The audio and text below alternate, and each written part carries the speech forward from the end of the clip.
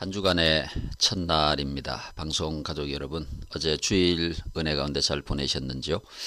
오늘은 에스더 4장 15절에서 17절 말씀으로 에스더의 믿음에 관해서 잠시 은혜를 나누고자 합니다. 16절입니다. 당신은 가서 수산에 있는 유다인을 다 모으고 나를 위하여 금식하되 밤낮 3일을 먹지도 말고 마시지도 마소서. 나도 나의 시녀와 더불어 이렇게 금식한 후에 규례를 어기고 왕에게 나아가리니 죽으면 죽으리이다 하니라. 우리가 너무도 잘 알고 있는 말씀입니다. 뿐만 아니라 에스더에 관해서도 너무 잘 알고 있죠. 에스더의 믿음을 잠시 살펴봄으로써 우리도 에스더의 믿음을 본받고 하나님에게 은혜와 축복의 삶이 될 수 있는 그런 축복을 누렸으면 좋겠습니다. 우리가 하나님 앞에 성령의 감동을 통해서 또 말씀을 통해서 어떻게 행동하고 살아야 할 것인지에 관한 요청을 받습니다. 성령의 감동을 통해서 느끼기도 하고요. 우리가 신앙의 그러한 결단 앞에서 행동하지 못하고 그렇게 살지 못하는 이유가 여러 가지가 있을 수 있지만 아마도 그 중에 가장 큰 이유가 두 가지일 것 같습니다. 첫째는 두려움이고 두 번째는 내가 가진 것들을 내려놓지 못해서가 아닐까요? 믿음은 여러 상황들 가운데서 그 상황과 환경을 뛰어넘을 수 있는 능력을 가진 것이라고 할 수가 있겠습니다. 여러 가지 어려운 점들이 있지만요. 두려움이 있지만 또 아깝고 내려놓을 수 없는 안타까움이 있지만 그런 것들을 다 뛰어넘어서 내려놓고 결단할 수 있는 것이 두려움을 극복하는 것이 믿음이라 할 수가 있습니다. 에스더 역시도 연약한 인간이고 연약한 여성입니다. 비록 왕후의 자리에 올랐다고 할지라도 여전히 두려움이 있죠. 에스더 4장 8절에 의하면은 모르드게가 지금 민족이 처해 있는 위기 상황을 에스더에게 알립니다. 또 유다인을 진멸하라고 수산궁에서 내린 조서 초본을 하닥에게 주어 에스더에게 보여 알게 하고 또 그에게 부탁하여 왕에게 나아가서 그 앞에서 자기 민족을 위하여 간절히 구하라 하니 에스더에게 요청하는 거죠. 모르드게의 이 부탁을 받은 에스더는 많은 고민에 빠지게 되겠죠. 두려움도 당연히 있죠. 에스더가 모르드게에게 보낸 답을 보면 우리가 그것을 짐작할 수 있습니다.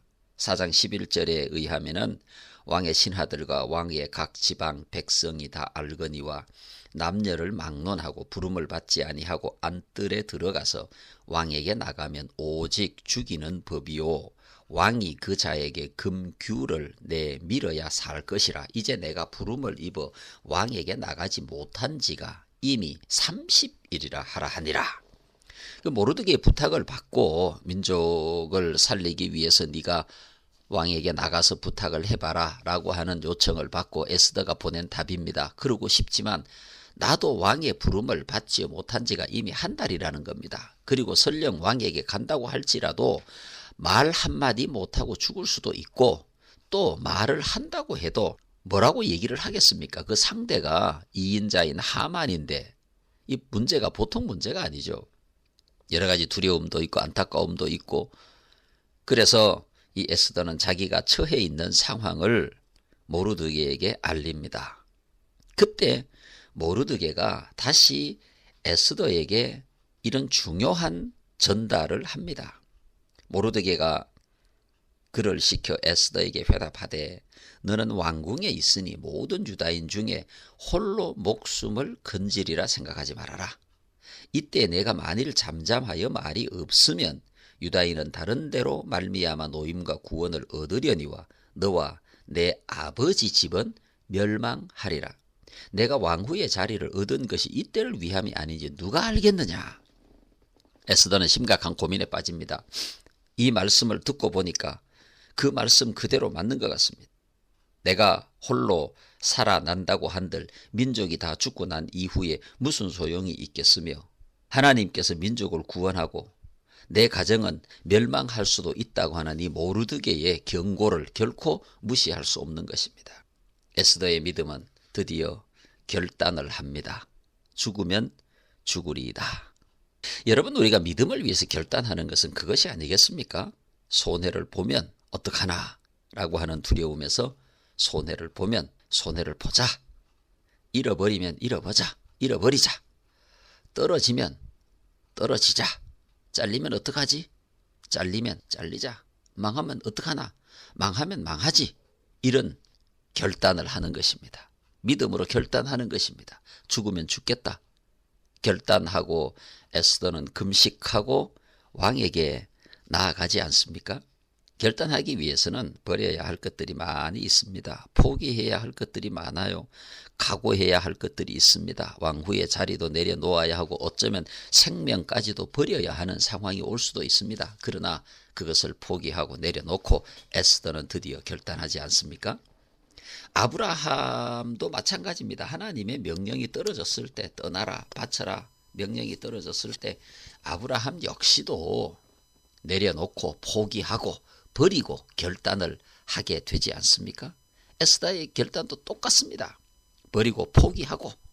또한 분명한 것은 에스더의 결단은 사명을 위한 것입니다. 사명을 위한 결단입니다. 모르드게가 분명히 말씀해 주지 않습니까?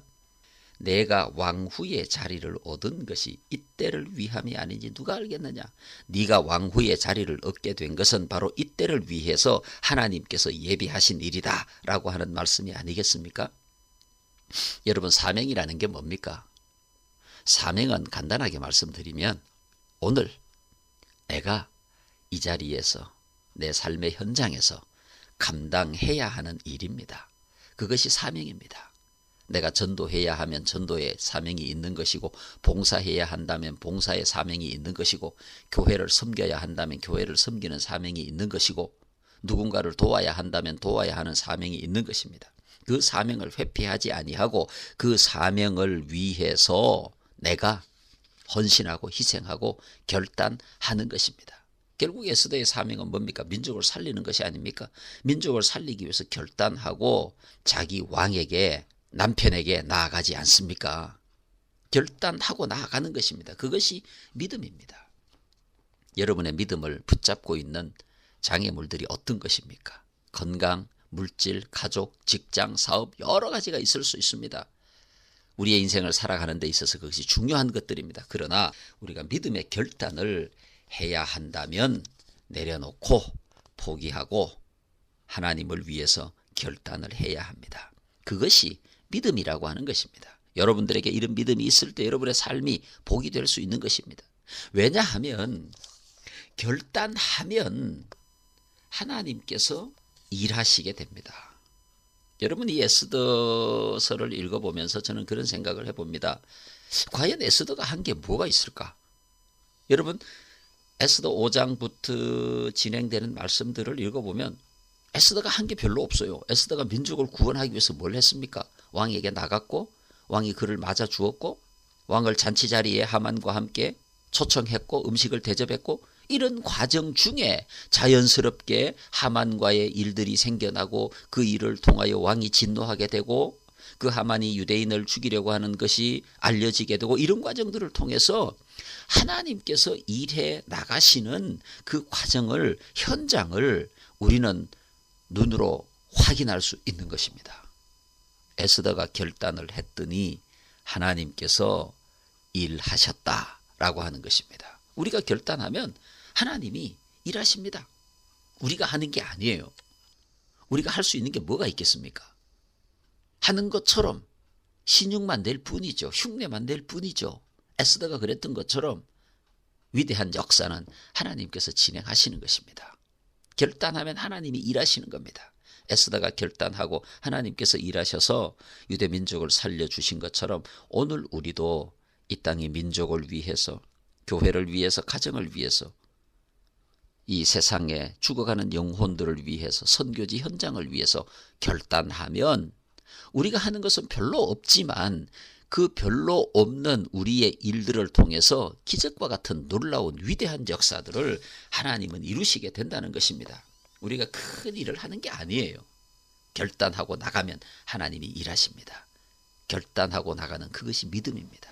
오늘 여러분들에게 이와 같은 믿음이 있기를 축복합니다. 이 한 주간도 믿음으로 승리하시고 행복한 삶이 되시기를 바랍니다. 사랑선교교회 이기주 목사였습니다. 안녕히 계십시오.